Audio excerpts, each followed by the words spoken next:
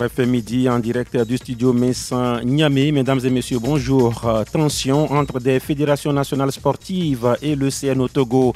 Au doigt accusateur, le Comité national olympique du Togo répond de l'électricité à quelques jours du renouvellement du bureau du CNO Togo. Pendant ce temps, Noël Kokou Tadegnon rempile pour un deuxième mandat. Le journaliste président de la Fédération togolaise de volleyball est réélu samedi dernier. Au registre football, le Togo est toujours en chantier pour le second tour des éliminatoires du CHAN 2025. Après une semaine de regroupement bien remplie, le sélectionneur Kader Koubadia fait le point. Badi Zan ramène 2 médailles du championnat du monde de powerlifting organisé à Moscou, c'est en Russie. L'athlète burkinabé est champion du monde dans l'épreuve du soulèvement de hanches. Et puis, nous sommes lundi, le tour traditionnel des majeurs est bien au rendez-vous. C'était le sommaire, mesdames et messieurs. Voici le journal. Latif Yourma. Le journal sur Sport FM. Le Comité national olympique du Togo est en assemblée générale élective le 7 décembre prochain à Lomé. Rendez-vous sur fond de tensions avec des fédérations mécontentes de la gestion du mandat écoulé, mais aussi et surtout du processus électoral qui, pour les frondeurs, n'est pas inclusif. Écoutez Essonana Daou, président de la Fédération togolaise de natation et de sauvetage. L'homme évoque un non-lieu de l'AG à venir. Rien n'est tard dans ce monde quand le combat est juste et noble. Je peux vous assurer qu'ils ne vont pas au Congrès. Mais pourquoi ? Ils le savent bien, ils ne vont pas au Congrès. Je vais vous citer quelques exemples où eux-mêmes ils se prennent en piège. Est-ce que vous êtes allé au siège pour déposer et on vous a renvoyé ? Je vous donne des exemples. Moi, je peux témoigner.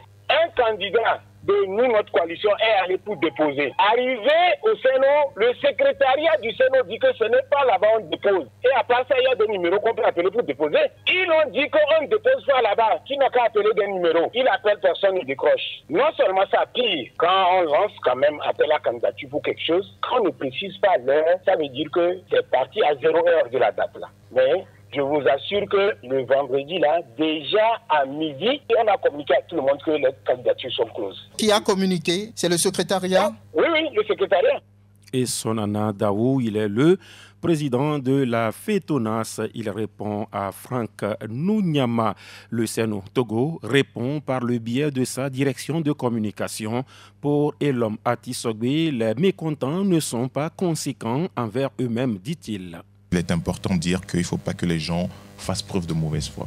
Vous avez des candidatures, vous avez une liste de candidatures que vous voulez déposer. Allez au secrétariat du CNO, déposer, c'est bien écrit que les dossiers de candidature peuvent être déposés au secrétariat du CNO Togo. À défaut, si vous avez besoin d'explications, vous appelez 2 numéros sur la liste, dont le numéro du président de la commission juridique et un numéro du secrétariat, pour prendre toutes les informations, parce que c'est important de pouvoir justement prendre connaissance ou bien avoir une actualisation des tests avant de pouvoir faire acte de candidature, conformément au délai, conformément à des choses qui vous échappent, etc.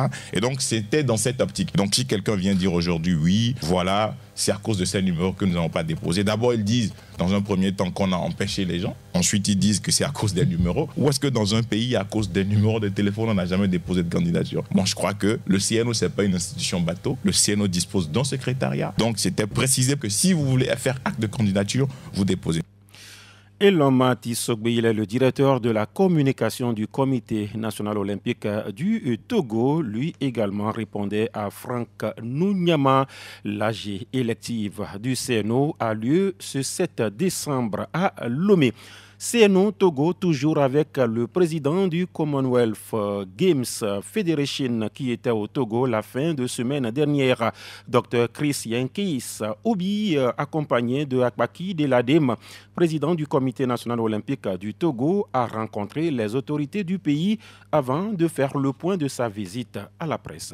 So it's been great to be here in Togo for a couple of days, talking with governments. We met the Prime Minister. À l'occasion de ma visite au Togo, qui est un nouveau membre des Jeux Commonwealth, j'ai eu le privilège de rencontrer les autorités compétentes, notamment Madame le Premier ministre, le président de l'Assemblée nationale. Ma présence au Togo est de rencontrer les membres du CNO, aux membres bien sûr du Commonwealth, dans le cadre de l'organisation de l'instance et surtout inviter le Togo à se préparer pour les prochains Jeux du Commonwealth de Glasgow qui vont se tenir en 2026 et aussi pour préparer les Jeux de la jeunesse du Commonwealth qui se tiendront en 2027. Ça a été aussi l'occasion de parler finalement du pouvoir du sport, bien au-delà du sport, de l'impact social, de rappeler notamment auprès des membres du gouvernement à quel point il faut investir dans le sport. Investir dans le sport, c'est investir dans une population qui a la meilleure santé, c'est investir dans les enfants qui bougent, qui vont être mieux éduqués grâce au sport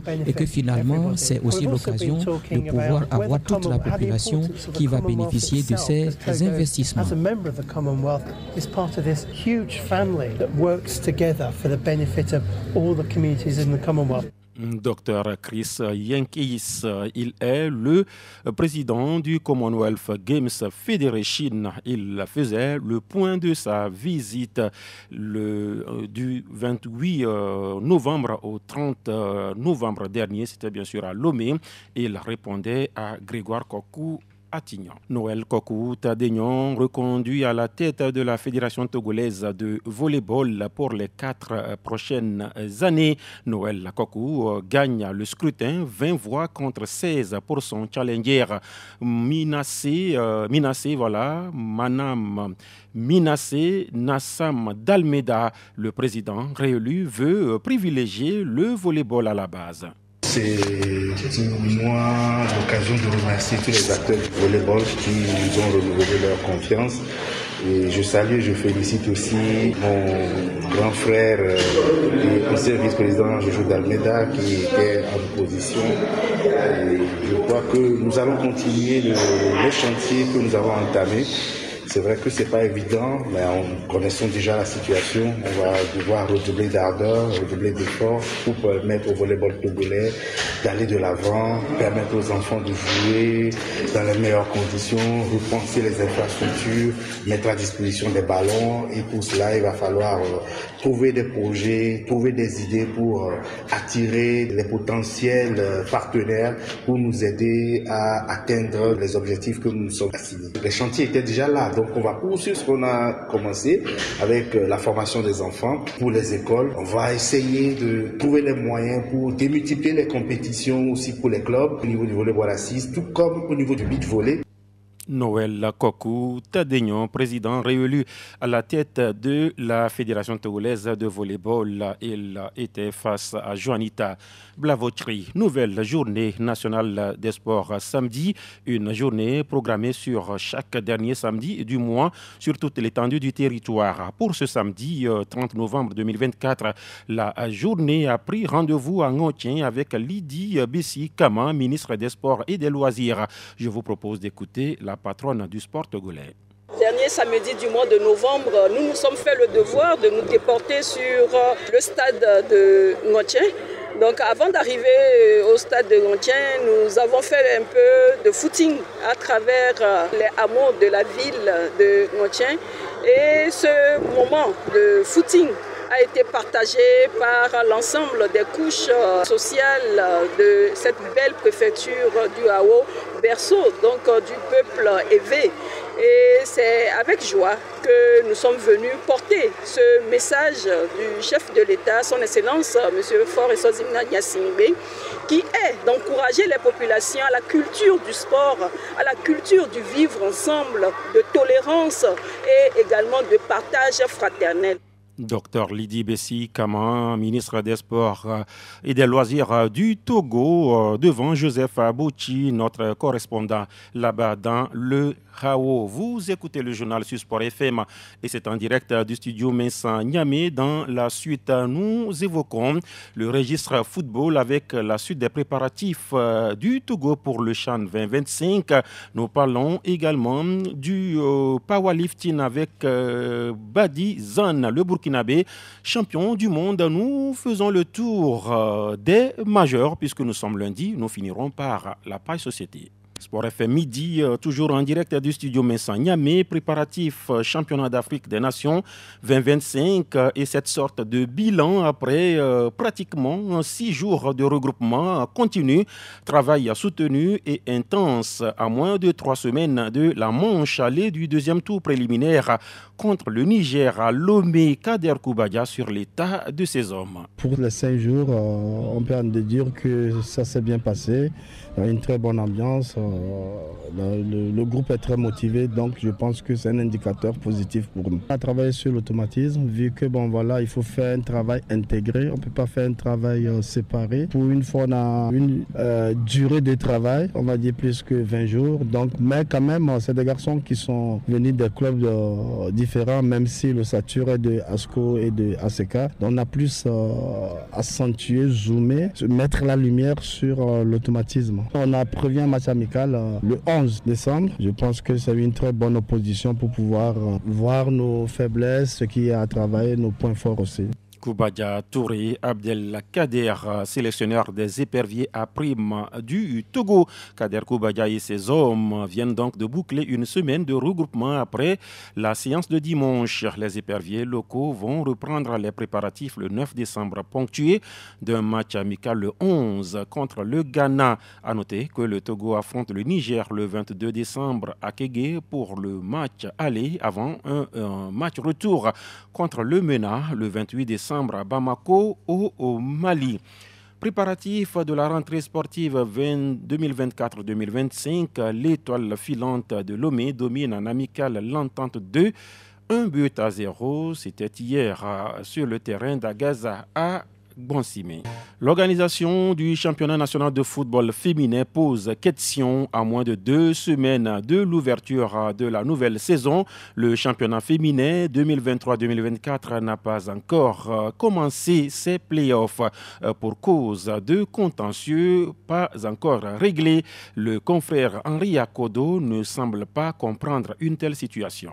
Un championnat a commencé, on n'arrive pas à voir le bout du tunnel. Tout est dans la planification, tout est dans la programmation. Ça fait combien d'années qu'on nous parle de la professionnalisation, de cette envie-là d'aller vers la professionnalisation. Je trouve quand même triste le fait qu'il puisse avoir cette interruption qui n'honore pas ce championnat-là qu'on doit pouvoir valoriser. Est-ce que ce n'était pas mieux de pouvoir observer une pause parce qu'il y avait tellement de problèmes, des forfaits, des boycotts, surtout en fin de la phase régulière. Est-ce que c'était pas bien de prendre quelques petits temps pour régler tout ça? Ce que vous me dites met à nu réellement en fait l'impréparation autour de ce championnat. Oui, c'est vrai qu'il y a des difficultés en termes de papier, en termes de calendrier, parce que la plupart de ces jeunes qui jouent ce championnat sont des élèves, sont des étudiantes et tout. Mais après, il faut trouver la formule adéquate depuis le départ. Il ne faut pas qu'on marque le pas et qu'on cherche des arguties pour nous expliquer encore une fois cette interruption systématique de ce championnat qu'on doit pouvoir améliorer de jour en jour. Le confrère Henri Akodo pour Fiaboué Kofi Sénan, entraîneur de football, c'est bien de se donner du temps pour bien faire les choses. Il y a les soucis peut-être d'ordre logistique. Avant, on nous parlait que les fiches de match ne parviennent pas vite à la fédération, mais depuis 2 ans, on voit qu'après les matchs, ils reçoivent ces fiches de match-là. Et les réserves, etc. Normalement, moi, je pense que toutes ces choses-là devaient être traitées avec tact. Et même si ça prend le temps, je pense que c'est pour une bonne cause. Parce qu'après tout, je pense que c'est mieux aussi de prendre le temps, de bien faire les choses, que de se précipiter et mal faire. Fiaboué Kofi Sénan, il est technicien de football. Encore 5 jours pour aller vers l'Assemblée générale élective à la Ligue régionale de football maritime. Une seule liste en lice, celle du renouveau tenu par Firmin Aïkoué à Javon. Est-ce qu'on se frotte les mains dans l'état-major du renouveau? André Dégué s'explique.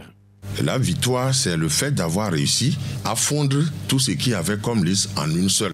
Donc nous n'allons pas dire nous allons à l'Assemblée générale le 6 décembre prochain. Le jeu est déjà fait. Non, la victoire, tout le mérite revient au président de la liste, Javon Firmin, qui, ayant constaté les problèmes qu'il y avait au niveau de cette ligue, le bureau de cette ligue dont le mandat s'est achevé, a voulu faire en sorte qu'il n'y ait pas de division au sein de cette ligue maritime. Alors il a pris le taureau par les cornes pour aller discuter avec les responsables des 2 autres listes, parce qu'il y avait 3 listes et il a réussi à fondre les 3 en une. C'est ça même la victoire. Donc à partir du moment où un consensus s'est dégagé, nous irons à l'Assemblée générale pour plébisciter la liste constituée de commun accord. Renouveau, qu'est-ce que vous mettez dans ce renouveau-là? Il faut dire que le non-renouveau, ça ne veut pas dire une rupture totale avec ce qui a été fait. Preuve, il y a des membres de l'ancien bureau qui sont sur la liste. Non seulement nous allons tisser la nouvelle corde au bout de l'ancienne, mais nous allons aussi travailler ensemble pour faire mieux. André Amevi Dégué, membre de la liste Renouveau devant Franck Nounyama.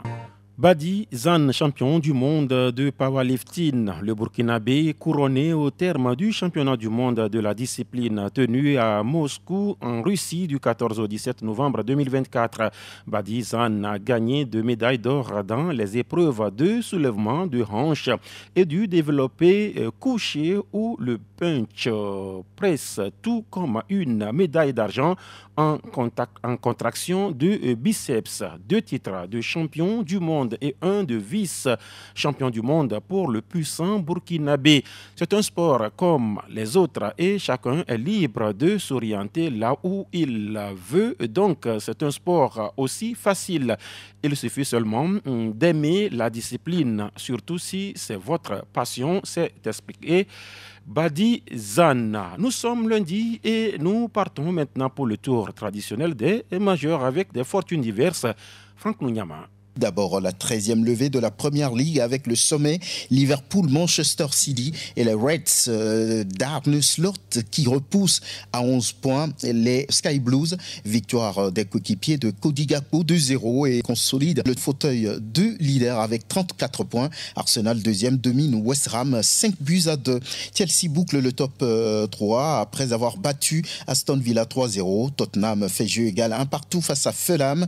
À noter aussi la nette victoire de Manchester United devant Everton corrigé 4-0. En Liga espagnole, le Barça n'a plus qu'un point de plus que le Real Madrid après la 15e journée de championnat. Les Blaugrana surpris par Las Palmas, 1-2 au moment où le Real Madrid gagne face à Getafe 2-0. L'Atlético est allé s'imposer sur les installations du Real Valladolid 5-0, 2-2 entre Villarreal et Gérone. La Real Sociedad meilleure que Betis Séville 2-0. En Bundesliga, l'on a disputé le 12e chapitre de la compétition, 1-1 à l'issue du classique. Le Bayern de Munich et le Borussia Dortmund n'ont pu se départager. Les Bavarois restent leaders avec 30 points, 10 points de plus que les Borussen. Francfort est allé battre Heidenheim 4-0, victoire à l'extérieur aussi du Bayer Leverkusen face à Union Berlin 2-1. Leipzig perd à domicile contre Wolfsburg, 1-5. Fribourg gagne 3-1 devant Mönchengladbach. Toujours pas de victoire pour Bochum dans ce championnat. Dernier de la classe battu par Augsbourg 1-0. En Italie, c'est la 14e journée. Le leader Naples s'impose sur le terrain de Torino 1-0. Le match Fiorentina-Inter Milan reporté pour cause de malaise d'un joueur de la Fio. Match donc reporté. 1-1 entre Lecce et Juventus.